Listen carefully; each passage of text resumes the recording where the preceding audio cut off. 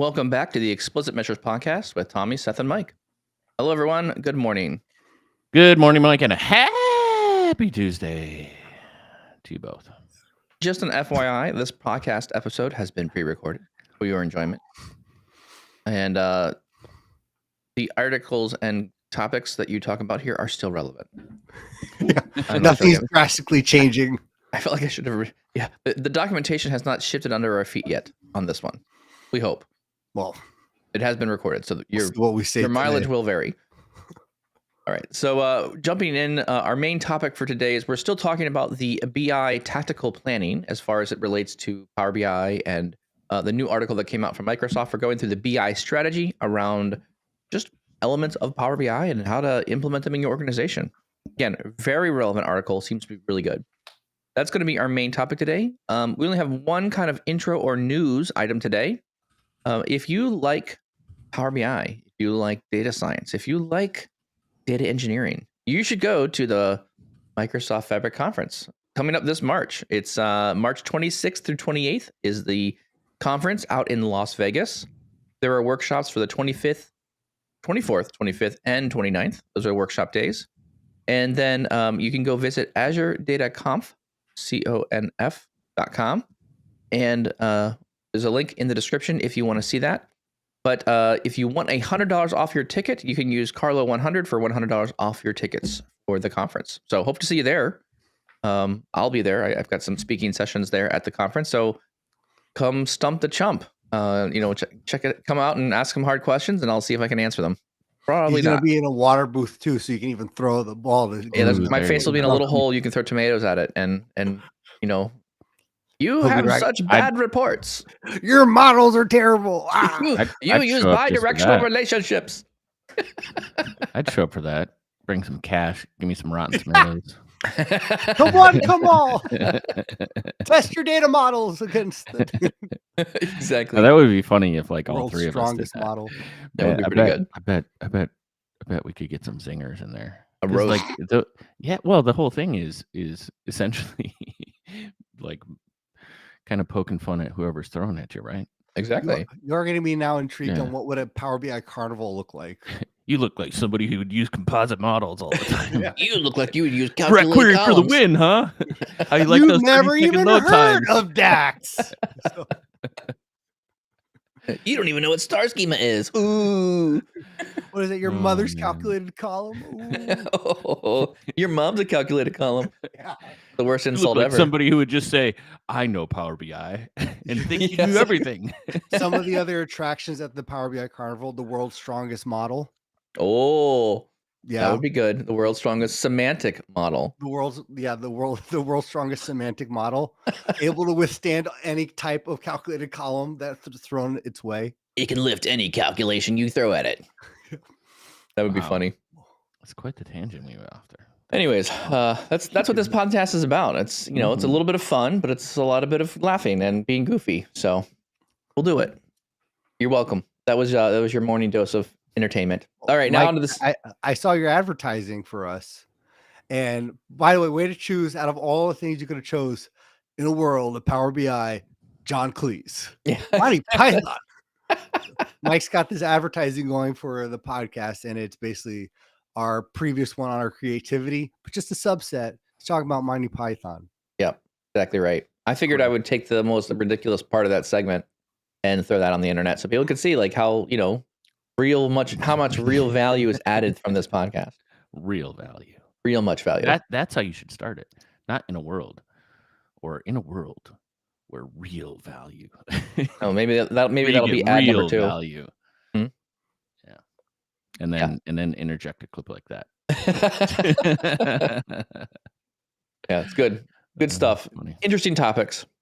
So let's jump in today for our main topic. Our main topic is tactical planning, and we're focusing on step 3, kind of around defining your solutions, defining your initiatives, and also step 4, which is periodically revise the plan.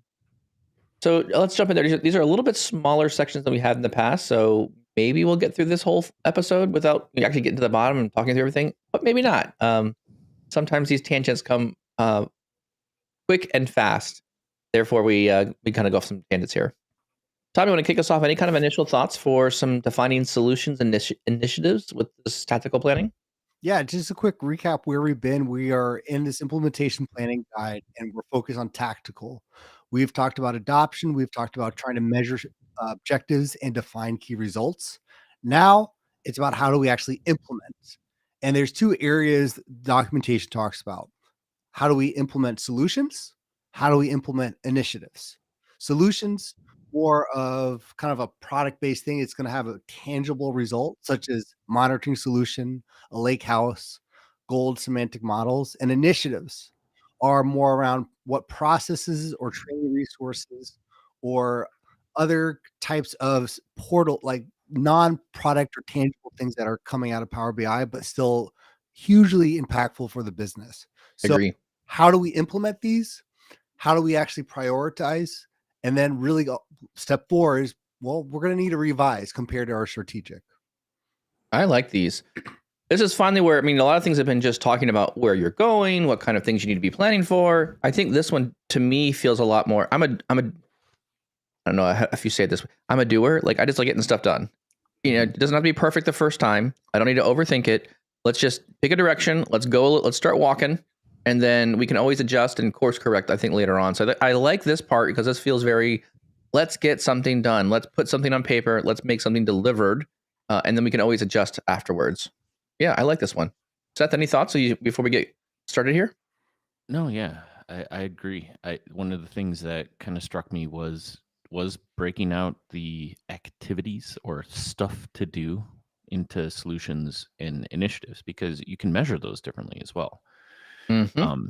The solutions are, I went and built a monitoring solution, or we now have, X% of this monitoring solution implemented, whereas initiatives are the business things, right? Like I have a process I'm going to create. We need to, ensure that as we roll that out, it's successful. We need to reevaluate it, sync with different people. Do we have to alter it for business units? Like all of the non-technical building kind of to some degree. And I hadn't thought about breaking those out into those two different work streams in my head, but I do like it a lot, and I'll probably take it and use it now because it helps with the conversation. It's the story of like, hey, we've identified we have all these tactical things to do.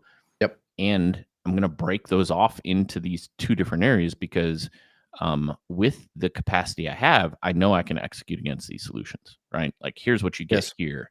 But these initiatives are likely going to roll in phases, or like we're going to start them, but that doesn't necessarily mean they're fully baked yet.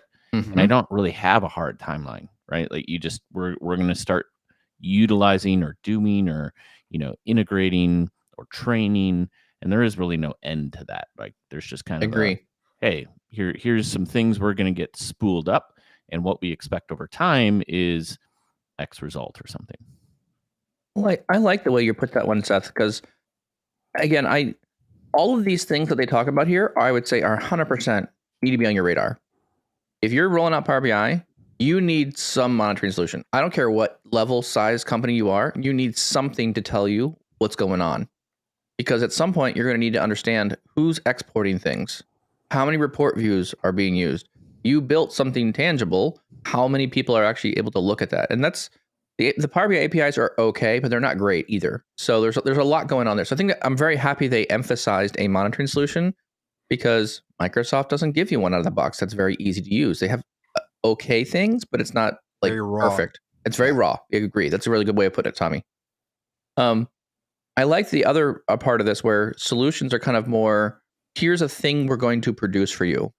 A lake house, an app, these reports.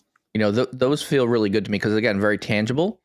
And then, Seth, I think you made a really good point around there's not necessarily an end point, an end to the initiatives. The initiatives are more a regularly investment from the business back into what you're doing. And I do think there are a number of processes that people don't think about and they need to consider when they start. There's some processes that need to be thought about when you start your Power BI environment, And there are other processes that need to be developed as you're running the platform. Like, for example, one process that's really good is, is your company going to have a policy around, can you let users create their own workspaces? If the answer is yes, you need to be able to figure out, is there a security group that you allow to do that? Is it every user? Do they need to go through some training first? So a stance on who is allowed to create their own workspaces and what that looks like in your organization, that's relevant. Because there is a pattern you want people to follow around doing that. On the other hand, you may not allow people to create workspaces. Therefore, you need a process to say, go here, fill out this form, request a workspace, and someone in Central BI will give you the workspace and let you play with it. I also think that's a good scenario for enterprise or like certified things. And again, a lot of these things, and there's so many thoughts here. I'm sorry. I'm just kind of trying to collect all the thoughts here. Things like that, a process like managing and handing off a workspace is a great way of helping people understand where there is a shift in responsibility. So if I think about what I mean by shift in responsibility is the source system has data that I'm going to land to a data model, and I'm going to give you your own workspace. I will be responsible for the data model, but you are responsible to create reports in this new workspace. So like there's like, to me, like there's having things like this help you explain to people, I am no longer responsible for your report. Whatever you build, you are responsible for. And if someone relies upon it and it's got wrong errors, you need to support it, not me, because I'm making the model. I think you're honing into something here where people may agree with what to do, but not necessarily the way to do it. Like, hey, we do need security around workspaces, but I don't want to give people access because then they can share things. There's going to be a lot of disagreement. Yes. And as I'm going through this, in the markdown, it has the important boxes. Yep. I'm going to start adding my own agita alerts where caution, this may cause a headache. Mm-hmm. And there's a lot of areas here where, you may have the executives and stakeholders agree, like, we need to go this direction, but they're not going to necessarily agree with the entire path. To your example, we want to give people workspaces. That's a great idea. We want to give that managed self-service, but wait, they can share with anyone in a Power BI app. Well, how do we secure that? We want to take that off the plate. There's a lot of headaches here because I let you build off of the vision. Yes. Right. Do I let you build off of enterprise data, or do you need to go through some training in order to build off of centralized data? Gaps. If you're not aware, these can really stop the process right before you're even out of the gate, when you're dealing also people with, they're not as technological advanced on all the aspects of Power BI, because you say, hey, they're going to be admin of their workspace. You and I mean, again, do you let them build things in Fabric? Like, it's another question. Like, hey, here's a workspace. We have Fabric capabilities. Do we let you build pipelines and other Fabric elements? Maybe we turn that off initially. So again, a lot of this is, I'm of the opinion, like, I want to give the business as much tooling as they can to be successful in whatever they're doing. That's what I want to do. However, I don't think it's wise to do that just arbitrarily, hands off. Here you go. Here's the keys to everything you need to go figure it out. I do think there's some thought that needs to be put into this about planning things. And again, I get really, maybe not nervous, but there's a lot of power inside data flows Gen 2 or pipelines. I can create data and I can write it to wherever the heck I want to write it to. I can have a data flow that can write data into multiple workspaces, which is awesome. Very cool. But that potentially could create a lot of problems of, well, where'd that data go? Yeah. Who's using it? How are we copying things around the lake house? Like, what happens when something breaks? Who's responsible, right? So these are questions that I think that are relevant, because you could quickly create a rat's nest of stuff that is adding value, but when it breaks, no one's responsible. And you can't have that. Let me pose a question to the two of you. At this stage in your implementation planning, when we begin to create the backlog and the priority and our key results, how much are we willing to compromise with our key stakeholders and sponsors? And the reason I ask this is because, again, the realization that we're dealing with all walks of life, usually from the business. You're going to deal with the technology teams, Excel users, the Access users. you have IT, the people who are either owning the back end of the data or the back end of the technology. You're right. The sales team, everyone's going to come with a different opinion and their own concerns. And should the compromise already happen? Compromise for what? Well, I don't think whatever your key results are, I don't think there's going to be right off the bat a unanimous agreement on what our initiatives are. But isn't that okay? I mean, so how do you get past that? That's what I'm asking. Objectives are the same. Like I would say your company-wide objectives, regardless whether you're sales, IT, other, like objectives should be the same thing. If your key result doesn't apply back to your objective, my question would be, why are we doing it? You get there's a pushback there. I think that has to occur. So you're at least aligning things direct. But key results, looking for the sales team versus IT, like they could have different key results, and hopefully they don't conflict. But I would assume like yes, they can have different key results or different goals, but ultimately you have to align to a similar objective of how you're going to get things done. Yes. So but from a priority point of view, you say, where do you compromise? I think I'm talking less about compromising. Like if you ask me about when do I think I compromise and how do I compromise on things, I think I take the approach of we want to educate and skill up the business as fast as possible. So the goal is to give you full access to everything you need to do your job, apps, pipelines, data flows, Gen 2, Fabric. Like the goal is to get that in your hands. I think what I'm trying to say around policy and governance and talking about a community of practice is, okay, as a company, how do we inform the people of our processes that we think we want to adhere to? Because we're going to use the technology to do those things. So I would typically start off with less control, focus on a couple key people first, work through with them, educate, get patterns, understand there's a distribution of responsibility here happening, and then start from there and then roll into, opening things up and letting more and more people get through it. Yeah. From my perspective, like compromise shouldn't be happening on the backlog level. From my perspective, if you're doing OKR process correctly, like you already have the business defining who gets precedence, right? If I have a overall objective that the company as a whole is going to gain data visibility in all the business areas for strategic decision making, and then each BU has an objective, where we're discussing like, hey, what are the top 3 things that, we need to go build for you, or data access you need, et cetera, et cetera. Well, now you have, X number of BUs, all with top level 3, and you're only going to be able to support which ones, right? Doesn't mean that they're not going to be working towards it, but it might mean that they can't complete it all in the same time frame. Leadership needs to define what the priority is.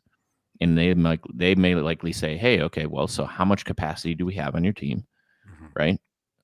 It means we can get through 6 of these reports, so that's 2 business units, start with finance and sales, right? Does that mean marketing's not important? Or marketing may come and say, hey, I've got a bunch of, like, we need to hit this objective. It's like, well, if there's some free time because our estimates, were a little overbloated, we can help you out. But your priority is not to the business priority. And the more you can lean into that area, you remove a lot of the compromise or the infighting, at the low level where everybody's vying for your time. Yes. Right. You also avoid situations like you've been in before, I think all of us, where somebody requests a report and uses it once or doesn't use it at all, right? Yep. Because it doesn't align to an objective. Like they have to do work too to define the requirements for what needs to go be built. And I think that's a part of this that is a byproduct of the ticket kind of system of BI, right? Like I have a request, go build me this thing. I'm so busy, right? From busy. I'm so hate busy. That word. Yes. I need you to go give me this data. Well, okay, let's work. Hey, I'm busy too, dudes. What data do you want? Like we'll build these like working with the business sometimes is like pulling teeth. And I think what I would like to see in that interaction is, you're asking for technical time to be spent to help you solve a problem. Don't trivialize that. It's not an easy button all the time. It's not. Data access isn't, sometimes can be just a query away, but you don't understand the data aspects of it. So if you're requesting something, this is actually something we're going through in the process. If you're requesting something and we're going to pick it up and engage, you have a responsibility to be engaged. Whereas, I have questions. You have to respond. How many times, right? We're stuck in, somebody spends a day on something, and then like we've committed a timeline on how we're gonna, finish this in X amount of time, and you have questions. You try to get a hold of the business unit, and I'm so busy. I can fit you in 3 days. Wait, what? I have a deliverable, right? Like you're saying this is an important thing for you. Obviously it's not then if you're pushing me past in those things or you can't answer a question. Right. And that's where I think there needs to be some of that ownership of, you got a ticket in the system, you got something that's being worked on, your responsibility as the business owner is to engage when I need you to engage. It's so funny because I find all of this so cyclical with the rest of the planning we've gone over. The first one I'm thinking of is with all of our goals and objectives and with their key stakeholders, it's making sure that we're aligned on expectations, because to some people doing Power BI and saying we're going to provide this to everyone, their expectation is when I need a report, I can get it in 3 days. Mm-hmm. And without the proper kind of vetting, and also what's the impact of us to do these tactical implementations of providing a solution, providing an initiative? What is the expectation on what the world looks like when we're on the other side of this is so important. I am keep going back to that, and I keep going back to the people in the room of this key stakeholders. Getting the right people and getting the right expectations is going to really dictate that data culture here, because those people may have their own, to your point, either very selfish or very micro needs, not thinking about the business, or they don't have the knowledge to do so. And if our objectives and our key results are not properly aligned in terms of what you're getting out of this, you're still going to deal with, even if we implement a lake house and we implement training in a portal, if people are expecting to have data at the easy button, that's a huge problem. But I think that's what people think BI and Power BI is still to this day. Room for improvement, I would say. Room for improvement. Go ahead. Go ahead. I was going to say, I like this conversation, and I also want to kind of like put in this as well. Down here below, they actually have some examples of some objectives. So objective, the key results, and okay, you want to keep going? Okay. No, well, before I get there, I wanted to lean into the process. Yeah, sure. Section real quick. Mm-hmm. And go ahead. The reason is even when we, like the John Cleese video, right? He towards the end, he was like, we want to be like we want our employees to feel that they're powerless and they have no voice, and things like that. Processes that you build, I wanted to lean into just a little bit, because it, in Power BI or Fabric or whatever, but I think in general, if you're shifting a process onto a different group, one of the first things as far as recommendations I would have is understand the problem statement, right? What is the problem we're trying to solve with this process, and have an explanation for how you're going to solve it. I like that. And be ready to and okay with explaining it. And this is where, like the John Cleese thing, like, do people feel they're comfortable enough to ask why are we doing this thing? And I think what's important around that is because there are many different ways, and you can implement a process, and everybody comes with different knowledge centers. So while we may bring a lot of the business intelligence realm, and we know that there's ownership and responsibilities that business people have to take, et cetera, we may be walking into an area where we don't understand a piece of the business. And what we're going to propose in our process is going to create a lot of conflict, or it's going to create a lot of manual work for somebody. And that's the thing we have to be okay with adapting as we start to engage. Or Agita if you're Tommy. Or Agita, right? So ultimately that leads to like, don't build these things in a box, right? Start with a template, start with the idea, articulate what you're trying to do with these teams. But it is much more of a people thing because you are asking for people's time and you're going to be implementing new things that they're not used to. So communicating is a huge part of this. And a great way to introduce a new process is like in test mode. Hey, we understand we're going to disrupt your daily. Yep. Here's what we're trying to accomplish. Here's why. We're going to roll this out in a temporary period, not obligating, like not saying it's going to go into effect for the next 3 weeks. We need your feedback, right? We're going to iteratively work with your team as we see how this is working. So that opens the door for people to bring their perspectives and make sure that what you're implementing is going to be successful for the business, as opposed to what I see way too often at way too many different levels is people just build something and they shoot it into the organization and they don't care what the impact is. And the other issue with that is it when is it you that they don't ask, care, or their needs are, they haven't done the full research? but this, yes, either or, right?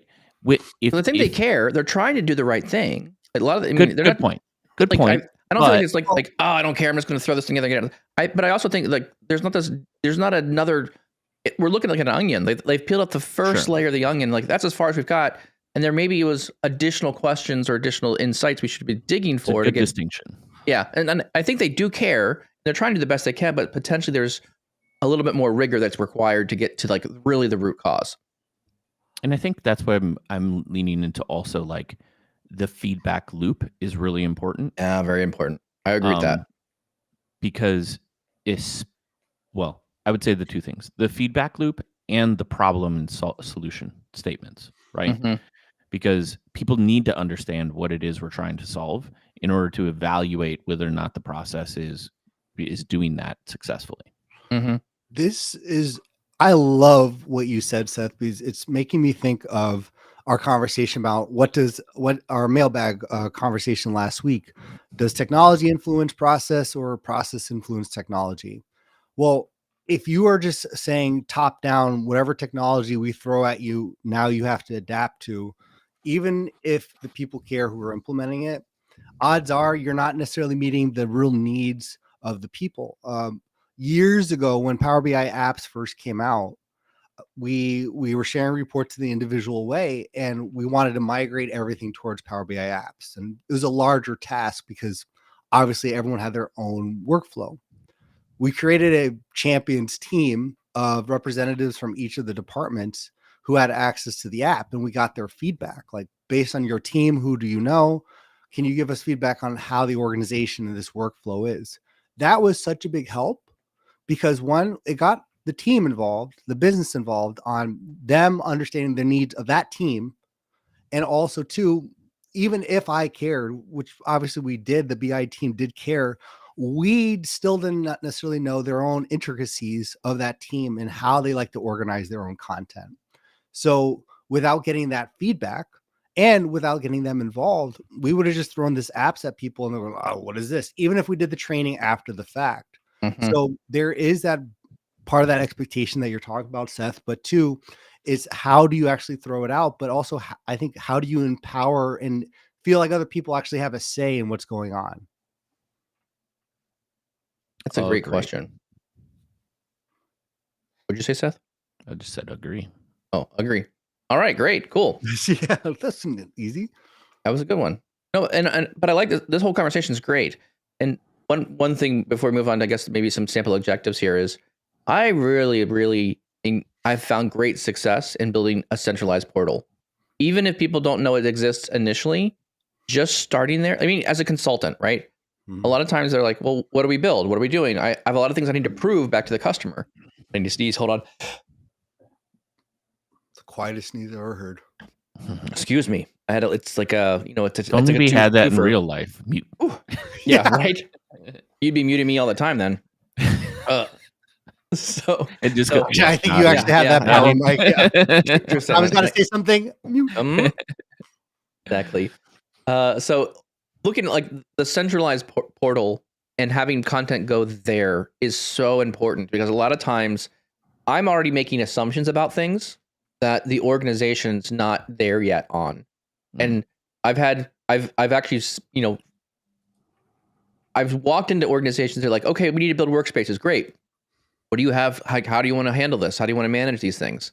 Like, well, we don't know. And I'm like, okay, well, I go away. I think about how the company should manage their workspaces, maybe make a form, maybe make a request, have an email address where things can go, set it up. And then I document it and put it in this place and say, okay, here's the flow chart that says on how you would request a workspace. Yeah. I put it there and then I follow my own process. The company's like, okay, fine. Yeah, whatever. But what happens is later on, someone asks questions around, hey, how do we get workspaces? Oh, hey, we got this new team and they're trying to get workspaces. Great thing you asked. Go read this documentation over here. I've already got it ready to go. And while they don't recognize that that's a value add day one, when you're a month, 2 months, a couple months into this, having that central place that says, look, I've already documented this model. Here's some general information about what the model's doing. It makes everyone like, wow, okay, we actually have a process here that we can follow and like update things. And it helps. It really, really helps to have a common place.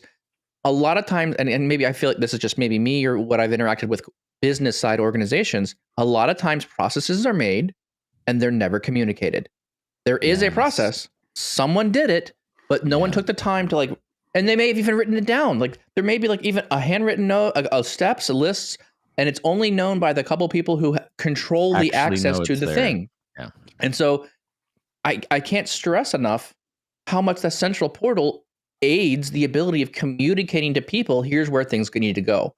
Now, again, it's going to ramp up slowly. It starts out with minimal effort, but then eventually over time, you don't get a lot of questions about this stuff. People just start self-discovering what information they need from that site. And you'll find your ticketing calls go down. And I very rarely have the conversation with workspaces now because people know where to go. They can dig through and find how to request a workspace.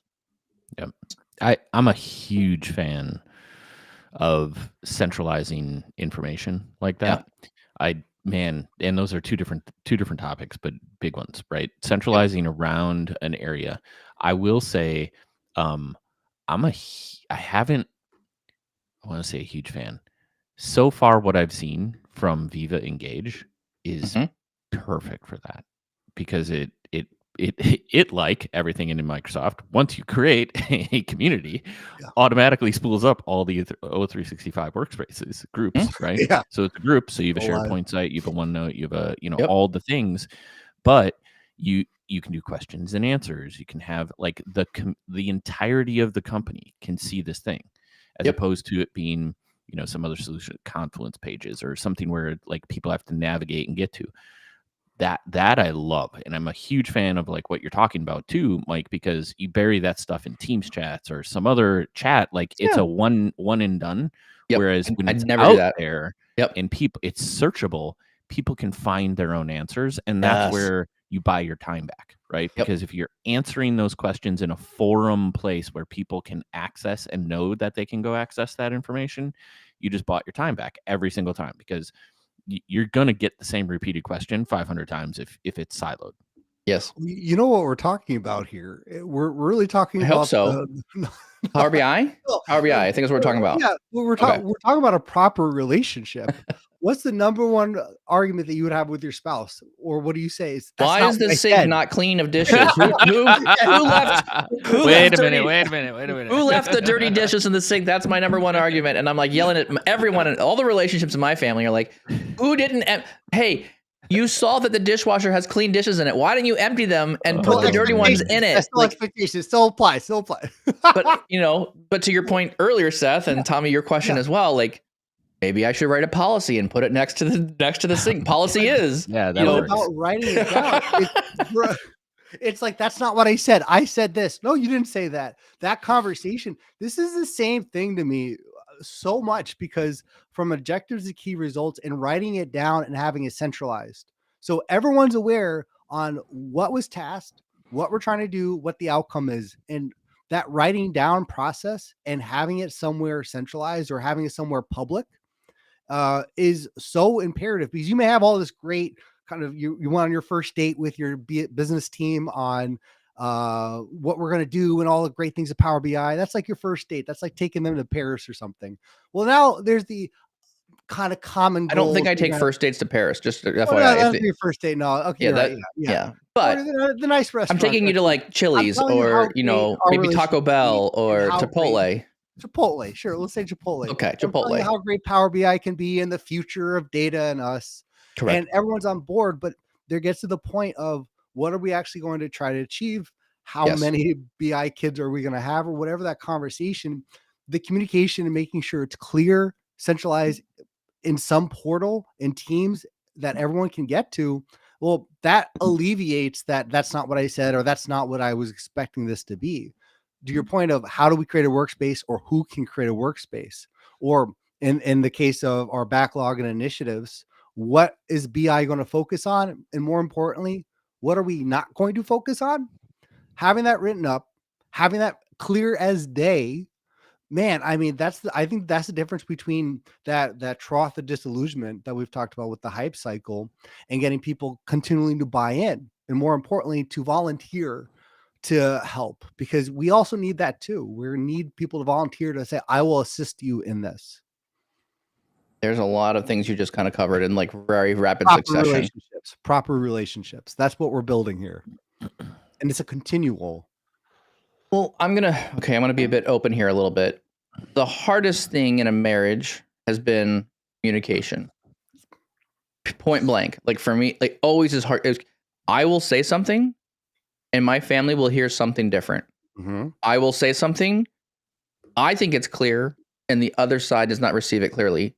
And so there has to be good, I'll voice something and then you guys need to pair it back to me what I said. And with kids, we do this a lot more than with like your spouses. Hey, this is what I expect. Expectation lifted, expectation communicated, right? All right, tell me what I said. And you actually have them say, okay, you said, and then you have an opportunity to correct that the information was conveyed correctly across that medium, right? And that's so important. And I think a lot of this portal stuff is a lot of centralized portal, a lot of training is making sure I can communicate to you an expectation, you pair it back to me and are able to respond and absorb and say, I've heard what you said. I understand the direction. So that way together we can walk in the same direction.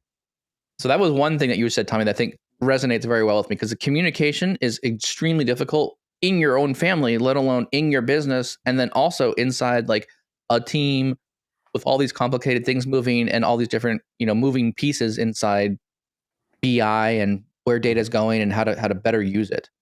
There's another point in here I had, but I forgot what it was. So the thing I want to point out, Mike, is, and I like the discourse of like, yep, you want to make sure that you're clearly articulating something and somebody's absorbing it. Yep. That goes the other way too. Right. And one of the best ways I've learned to ensure I understand what people are telling me, especially when we're from two different worlds, right? Yes. Like I have a wealth of data knowledge. This person has a wealth of business knowledge, right? Yes. If somebody is telling me something and I like, it's one of these key points that I'm going to go spend a week on building something.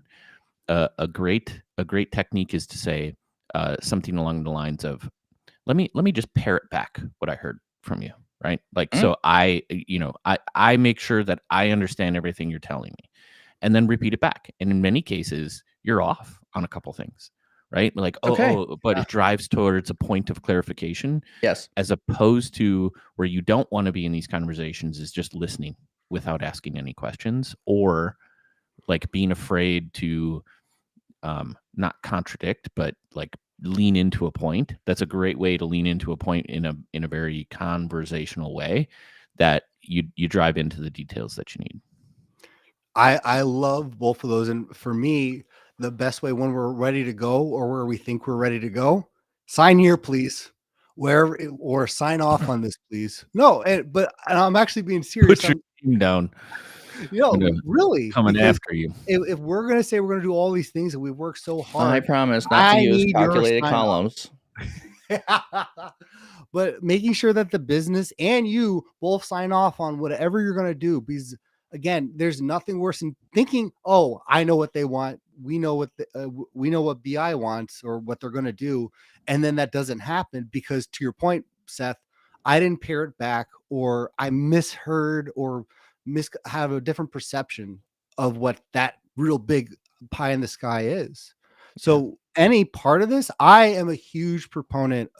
You don't necessarily have to call them contracts, but each of these steps, I would ensure that the business and myself and the stakeholders are at least replying, confirming, just so we have that documented, because that puts accountability and saying, well, no, you read this, you saw what we're going to do. If you now disagree with that, well, you should have read that.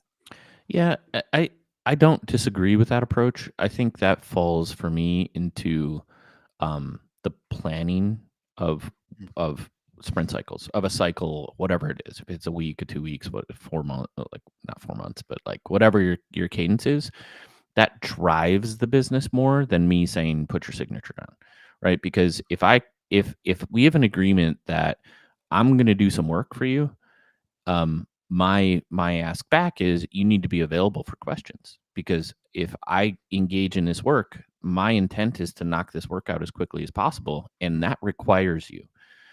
So from a manager perspective, or somebody who's an individual contributor keeping track of their own work, like that hey, I'm going to start up the new cycle here. Can you engage with me so I can put this in, or are you going to wait another 2 weeks? Right? Or another week, because if it's not in this cycle, then it's getting pushed out.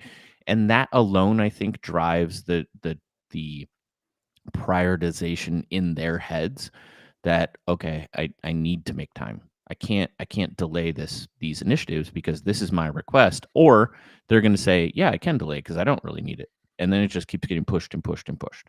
And that way the process is dictating the prioritization, and the prioritizations, like the elevation of like need for them, as opposed to saying, I'm going to start on this is your signature, you got to do it. And then they don't care, like if it's something they don't care about.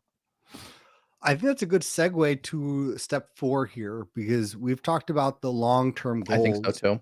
And the difference in, at least in documentation, when we're dealing with tactical planning, is rather than thinking 12 to 18 months long-term strategically, tactical, we're revising, or we're periodically looking at every 1 to 3 months.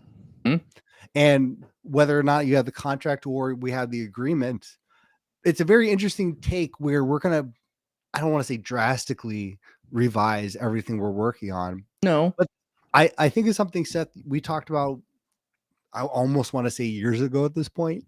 But it was about the first time I think we ever really talked about key results and OKRs. If you don't have proper OKRs, they're not supposed to tell you we didn't achieve this. They're supposed to help guide you on, we need to revise what we are trying to achieve. This was a long time ago. And I think that's where, to me, I think of the revision of plans, because priorities change.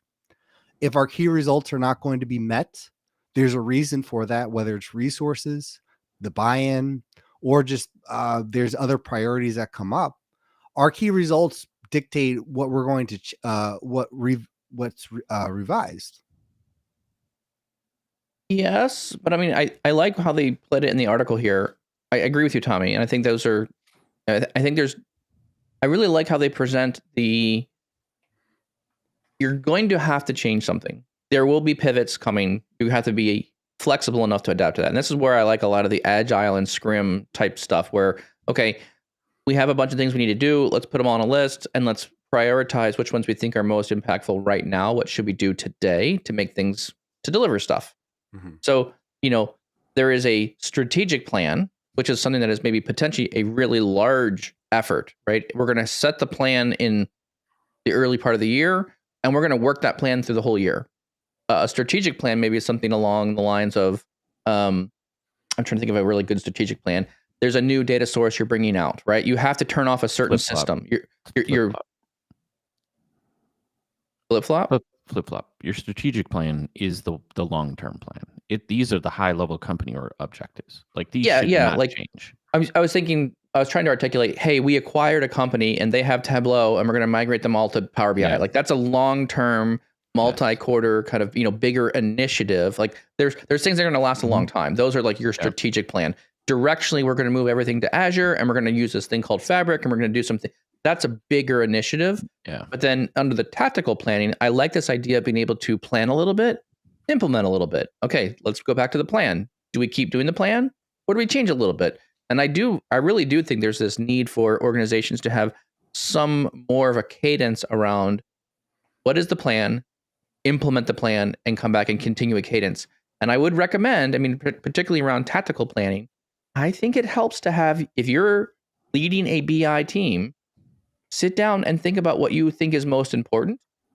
Write up a quick little quarter 1, quarter 2, quarter 3. Doesn't need to be detailed, just a couple bullet points. And I find by planning those things out and communicating larger bodies of work and what you're going to accomplish, even writing a roadmap down internally, super helpful, because then you can give it to your executive leadership and say, here's what we think was important right now. They can buy into it and say, yes, we agree. Now you've got some bigger milestones you can hit across the way. Now, I'm also very flexible here. I fully understand that you don't always get those done. Sometimes the milestones push, sometimes the milestones change. That's okay. But I do think every quarter you should sit down and evaluate, what is your plan? What are you trying to accomplish? And kind of keep working through this. This is something personally that I do in our family. We sit down as a family and we make goals for the year.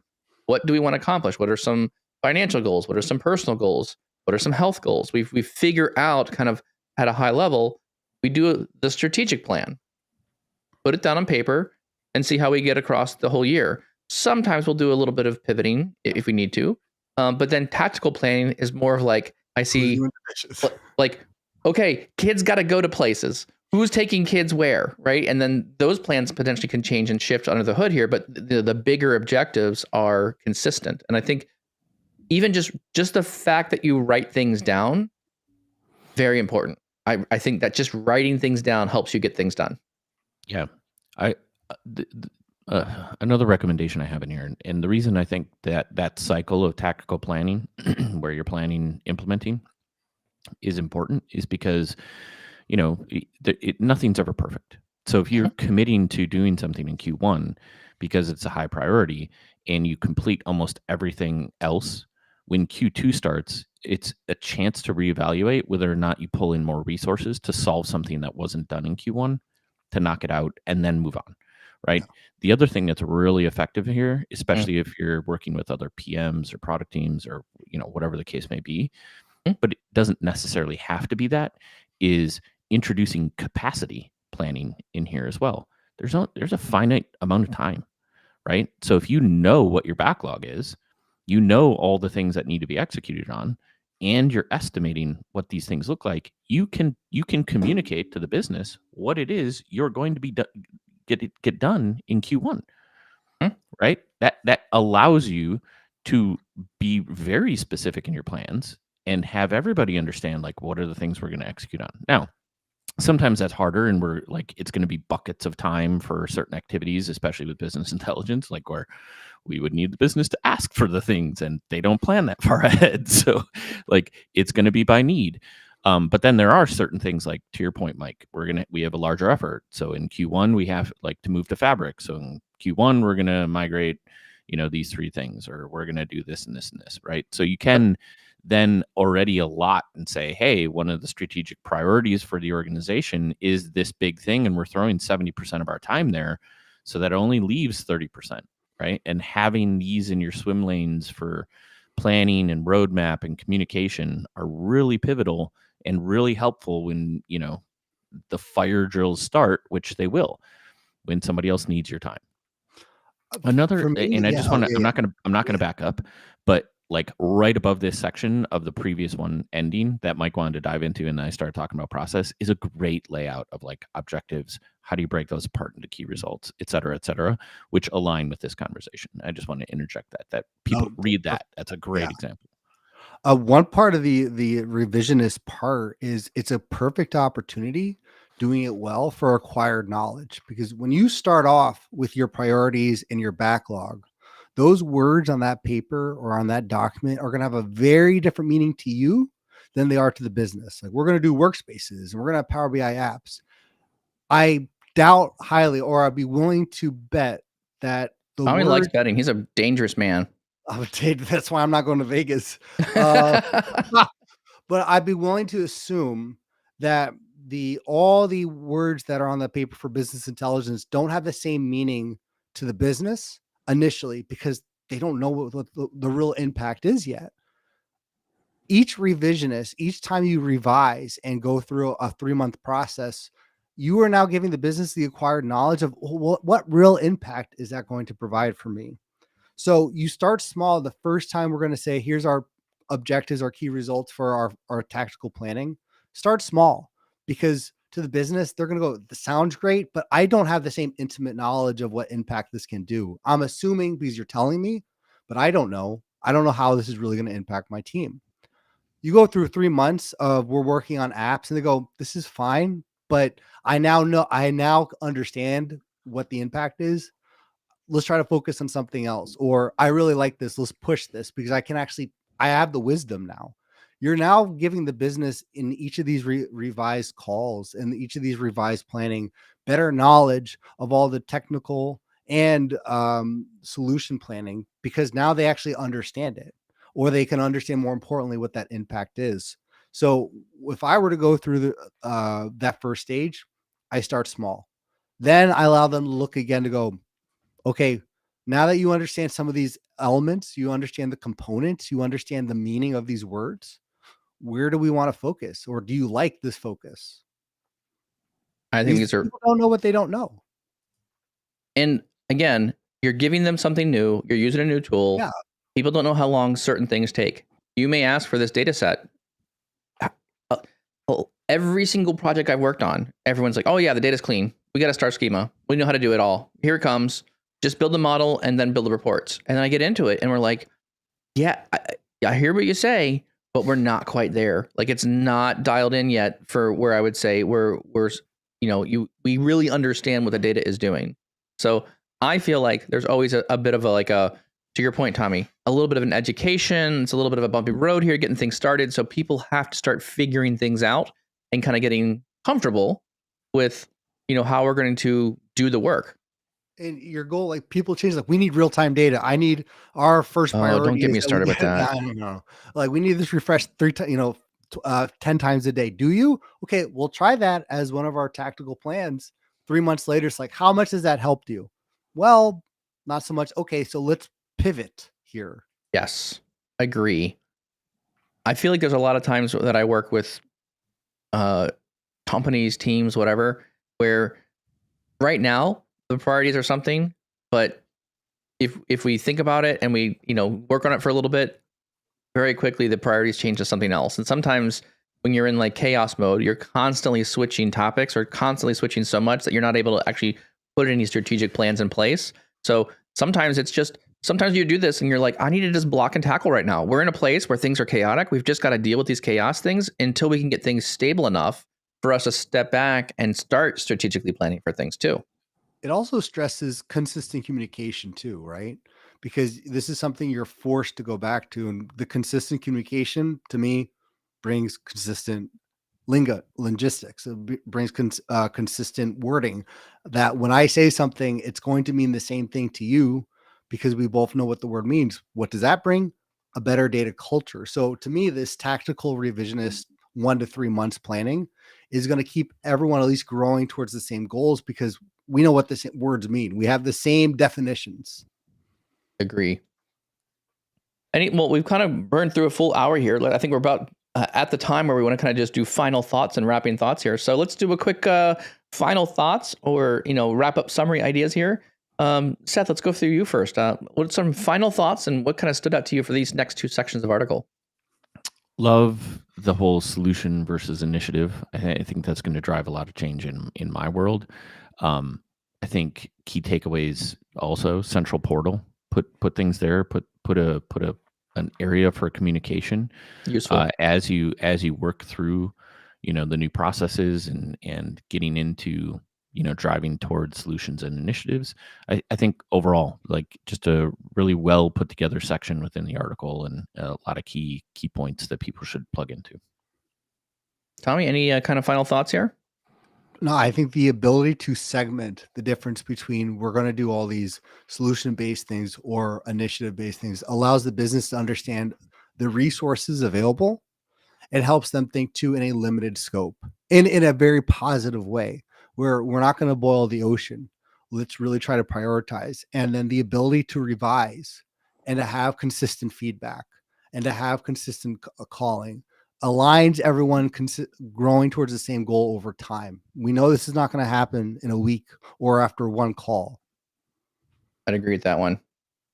Yeah, I think I'm going to pull away from this one. I liked your point, Seth, and I think I resonated very well with splitting out solutions and initiatives. They're two different things, and I think emphasizing initiatives are a bit longer and more strategic in nature. They may not have they still have measurable things, but you measure them differently.